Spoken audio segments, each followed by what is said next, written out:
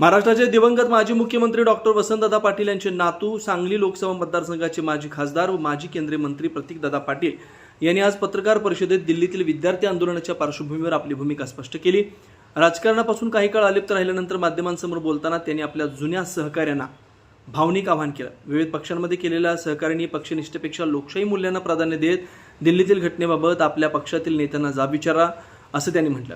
प्रतीकदादा पाटील म्हणाले, नीट पेपरफुटी प्रकरणाच्या निषेधार्थ संविधानाच्या चौकटीत राहून आंदोलन करणाऱ्या विद्यार्थिनींवर झालेली कारवाई संपूर्ण देशाने पाहिली।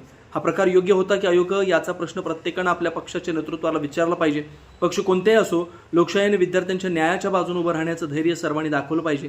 माझ्या जुन्या सहकार्याने एवढेच कळकळीची विनंती आहे की तुम्ही ज्या पक्षात आहात त्या पक्षाच्या नेत्यांसमोर हा विषय नक्की मांडावा।